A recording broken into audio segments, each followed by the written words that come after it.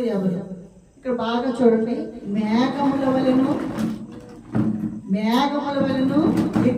ఎగురు గువ్వల వలెను గోళ్లకు ఎగిసి వచ్చే వీరెవరు?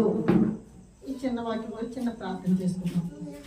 ప్రేమ నమ్మకముల ప్రభువా, మీకు వందనాలు స్తోత్రములు ప్రభువా. నా తండ్రి, నేను 2026 సంవత్సరంలో జనవరి నెలలో ప్రభువా మమ్మల్ని ఇప్పటి వరకు సజీవ లెక్కలో ఉంచిన దేవా మీకు వందనాలు. నాయన నా తండ్రి, ప్రతి శుక్రవారము రాత్రి ఏర్పాటు చేసినటువంటి కూడిలో మీరు ఉన్నారని నమ్ముచున్నాం. ఆయన నా తండ్రి, నన్ను మరుగుపరచండి. ఈ వాక్యము మాట్లాడుచుండగా నన్ను మరుగుపరిచి మీరు మాట్లాడి ప్రతి ఒక్క హృదయాలు దీన్ని బదిలిపరుచుకుని నా ప్రభు నేను గణపరచడానికి సహాయం చేయమని, ఘనతామయ ప్రభావం మీరు పొందమని మా ప్రభును ప్రియ రక్షకుడైన యేసుక్రీస్తు పట్టి పెట్టుకుంటున్నాం తండ్రి. ఆమేన్. ఈ సమయం ఇక్కడ చూసినట్లయితే ఇక్కడ యెషయా గారు రాసినటువంటి మాట ఇది క్రీస్తు పూర్వము 740 సంవత్సరంలో రాయబడింది. ఏమనంటే మేఘముల వలెను ఎగురు గువ్వల వలెను గోళ్లకు ఎగిసి వచ్చి వీరెవరు అంటే, మేఘములు ఎక్కడుంటాయి? ఆకాశంలో ఉంటాయి అండి. అయితే మేఘములు ఆకాశం ఉన్నప్పుడు అక్కడ ఏంటి? ఎగురు గువ్వల వలెను అంటే మేఘములు అక్కడ ఉన్నప్పుడు ఏదో పక్షులు ఉన్నాయనుకోండి, చాలా ఎత్తైన ప్రాంతానికి వెళ్ళి పక్షులు ఎగురుతూ ఉంటాయి.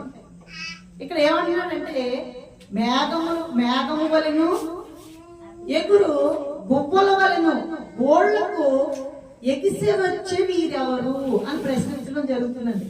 ఇది క్రీస్తు పూర్వము 740 సంవత్సరంలో రాయబడింది. మేఘం పని ఏమున్నది? ఈ ఉద్దేశం ఏమిటంటే మేఘంలో ఎగురు గువ్వల వలెను అంటే అర్థం ఏంటంటే మేఘంలో పక్షులు ఎగురుతూ ఉంటాయి, కానీ వీరెవరు అంటే పక్షులని తెలుసు మనకి.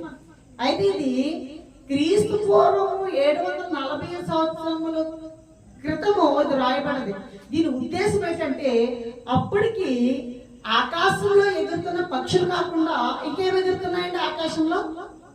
మీరు చెప్పండి, ఆకాశంలో పక్షులు కాకుండా ఇంకేం ఎగురుతున్నాయి అంటే మేఘాల దగ్గరే, మేఘాల మీదనే పక్షులు కాకుండా ఇంకేం ఎగురుతున్నాయి అంటే అన్నిటికంటే ఉన్నత స్థానంలో ఎగిరే పక్షి ఏమిటి?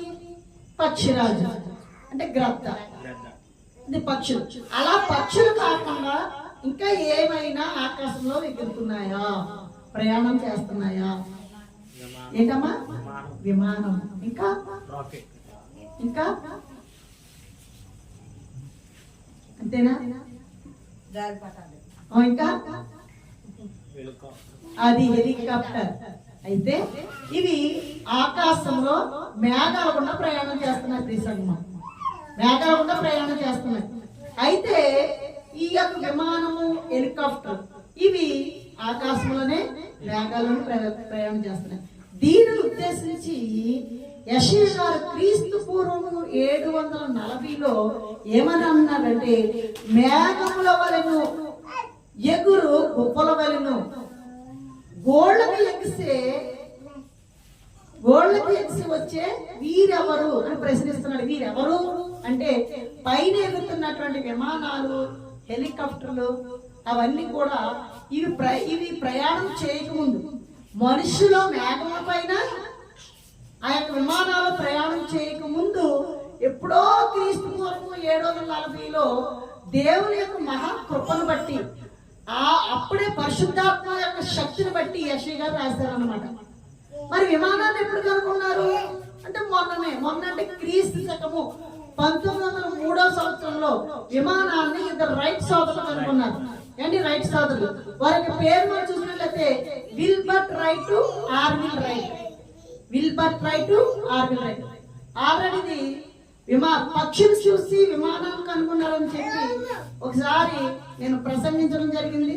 అది ఒక వీడియో కూడా మనం పెట్టడం జరిగింది. ఈ సంగమం వీరిద్దరు ఎవరు అంటే ఒక దైవజనుని కుమారులు, ఒక పాస్టర్ గారి యొక్క కుమారులు. వ్యక్తి ఈ పాస్టర్ గారి కుమారులు మరి దేవుని యందు భయభక్తులు కలిగి చిన్నప్పటి నుంచి కూడా సండే స్కూల్ వస్తుంటే సండే స్కూల్ టీచర్ చెప్పినటువంటి కథను బట్టి వారు ఏం చేశారంటే ఈ యొక్క దేని కనుగొన్నారండి?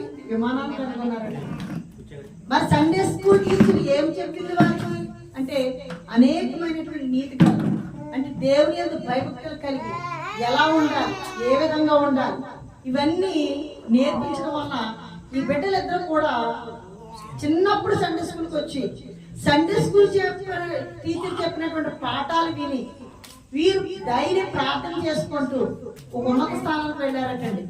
వీరే విమానాన్ని కనుగొన్నారు. ఎవరండి? విల్బర్ట్ రైట్, తర్వాత Orville right. Wilbert right, Orville right. వీళ్ళు 1903వ సంవత్సరంలో విమానాన్ని కనుగొన్నారు. ఈ విమానం ఎక్కడ ప్రయాణం చేస్తుందండి? మేఘముల మీదుగా ప్రయాణం చేస్తుంది. అందుకనే మేఘముల్లో ఇక్కడ చూసినట్లయితే ఎగురు గువ్వల వలెను, అంటే గువ్వలు అంటే అక్కడ ప్రయాణం చేసినటువంటి ఒక వాహనం అండి. అది ఎప్పుడో క్రీస్తు పూర్వం 740లోనే దేవుడు యెషయాతో మాట్లాడున్నాడు. ఇంకా మరొకటి ఏంటంటే హెలికాప్టర్. ఈ హెలికాప్టర్ కూడా 1936 సంవత్సరంలో ఫోక్ వుల్ఫ్గర్ అనే ఆయన హెలికాప్టర్ తయారు చేశాడట. అంటే ఈ హెలికాప్టర్ కూడా మనుషులు ఎక్కించుకుని ఎక్కడ ప్రయాణం చేస్తుందండి? గాలిలో ప్రయాణం చేస్తుంది, మేఘములలో ప్రయాణం చేస్తుంది, అంటే ఆకాశంలో ప్రయాణం చేస్తుంది. అంటే ఆకాశంలో మేఘాలు అంటే ఏంటి? ఆకాశంలో ఎగురు మరి ఏంటంటే గువ్వల వలన ఏంటి? మామూలుగా ఇంకా చూసినట్లయితే గోళ్ళకు, అంటే గోళ్ళకంటే గోళ్ళకి ఎక్కి వచ్చి మీరు ఎవరంటే ప్రయాణం చేస్తామండి ఆకాశంలో. విమానాల్లో ప్రయాణం చేస్తాం. విమానంలో ప్రయాణం చేసిన తర్వాత ఎక్కడికి వస్తాం? మనల్ని గూటికి చేస్తాం. ఎవరైనా సరే ఆకాశంలోనే గూడు కట్టుకోరండి అండి, ఆకాశంలోనే గూడు కట్టుకోరు. వాహనంలో ప్రయాణం చేస్తారు, అంటే విమానాల్లో ప్రయాణం చేసిన తర్వాత హెలికాప్టర్లో ప్రయాణం చేసిన ఎక్కడ చేరుకోవాలి? వారు ఏ దేశానికి వెళ్తున్నారో, ఏ ప్రదేశానికి వెళ్తున్నారో ఆ ప్రదేశంలో వారు ఎక్కడ చేరుకోవాలంటే గూటికి చేరుకోవాలండి. అందుకనే యెషయా గారు అంటున్నారు, ఏమంటున్నారంటే మేఘము వలన ఎగురు గువ్వల వలన గోళ్లకు ఎక్సి వచ్చే వీరెవరంటే ఆ వాహనాల్లో ప్రయాణం చేసినటువంటి మనుషులే. ఆ గువ్వలు ఏంటి అంటే విమానాలు, హెలికాప్టర్లు ఆకాశంలో ఏవైతే ప్రయాణం చేస్తాయో ఆ ప్రయాణం చేసిన అన్ని కూడా ఇక్కడ గువ్వలతో పోల్చాడండి. అంతేకాదండి, అంతరిక్షంలో ప్రయాణం చేసిన నౌకలు, ఈ రోజున ఎన్నో రాకెట్స్ ఉన్నాయి, ఈ రోజున ఎన్నో ఉపగ్రహాలు ఉన్నాయి. ఇవి కూడా క్రీస్తు పూర్వం 740లో యెషయా ద్వారా దేవుడు పలికించాడు అనమాట.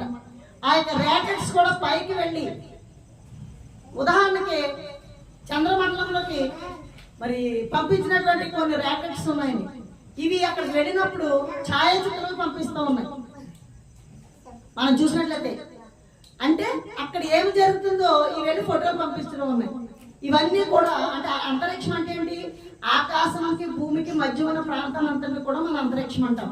అంటే ఈ రాకెట్స్ ఇవి మామూలు చూస్తే మనుషులు లేకుండా ప్రయాణం చేస్తాయి, కానీ మనుషుల నుంచి ప్రయాణం చేసేవారు ఏంటంటే విమానాలు. ఆ విమానాలను కనుగొన్న వారు ఎవరు? క్రైస్తవులే. హెలికాప్టర్లు కనుగొన్న వారు ఎవరు? క్రైస్తవులే. ప్రపంచంలో ప్రజలకు ఉపయోగపడి అనేకమైనటువంటి మేలులు కల్పించినటువంటివన్నీ కూడా కనుగొన్నవారు అంటే ఒక క్రైస్తవులు మాత్రమే. ప్రీసంగం దేవుడికి మహిమ కలుగును గాక. అంటే దేవుడు అటువంటి క్రైస్తవులకు మంచి జ్ఞానం అనుగ్రహించాడు అనమాట. అంటే దేవుణ్ణి ఉన్నటువంటి బిడ్డలకు దేవుడు మంచి జ్ఞానం ఇస్తే ఆకాశంలో ఎగిరే పక్షులలాగా, పక్షి అంటే గువ్వను పోల్చాడు అక్కడ. ఆ ఆకాశంలో ఏ పక్షి ఎగురుతుంది? ఎత్తైనటువంటి ప్రాంతం అంటే పక్షిరాజు, గ్రద్ద. దానికంటే ఎత్తైన ప్రాంతం వెళ్ళినటువంటి ఏవి అంటే విమానాలు అన్నమాట. ఆ విమానాల్లో ప్రయాణించే వారి గురించి, హెలికాప్టర్లో ప్రయాణించే వారి గురించి, నేల నుండి బస్సుల్లో ప్రయాణించే వారికి, ట్రైన్లో ప్రయాణించే వారి గురించి ఏంటి, ఇంకా ఏంటి ఓడల్లో ప్రయాణించే వారి గురించి మనం ప్రార్థన చెయ్యాలి. ఎందుకంటే అందుకని అన్నాడు గాలి విమానంబుల్లోన ఇంకా నేలను పోయి ఒక పాట ఉంది. నేలను పోయడి బండలో, చీటను పోయడి వాడలలో, గాలి విమానంబులలోన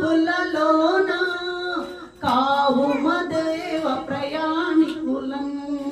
కావుము దేవ ప్రయాణికులం ఆకాశంబు భూమియు అంతట చీకటి ఆయను ప్రాకెడు చీకటి సమయమున ప్రార్థన చేతుము మా దేవా ప్రార్థన చేతుము మా దేవా.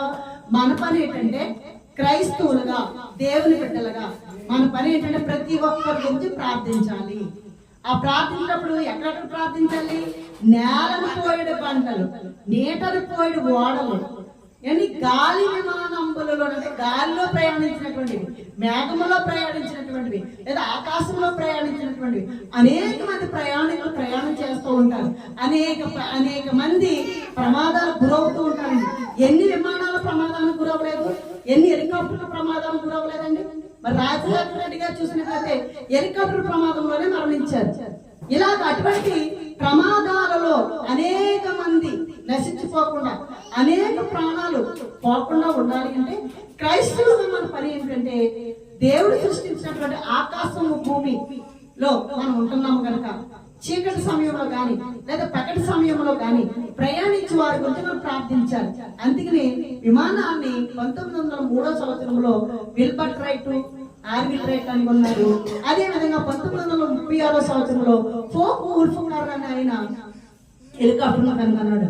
ఇది క్రీస్తు పూర్వము 740లో యెషయా గ్రంథం ద్వారా యెషయా గారే ఈ యొక్క గుబ్బలు పోలి ఈ వాహనాలు ఉంటాయని దేవుడు పలికించాడు. ప్రియ సంగమా, అంటే బైబిల్ ఉందా లేకపోతే ఆ యొక్క ఆకాశంలో ఎగిరినటువంటి వాహనాలు ఉందంటే బైబిల్లోని ప్రతి విషయం కూడా ఇవి ఇప్పటికి చాలా మటుకి జరుగుతూనే ఉంది. 70% జరిగిపోయిందండి. బైబిల్లోని ప్రతి విషయం కూడా భూమి మీద జరిగింది, ఇంకా 30% ఉందన్నమాట.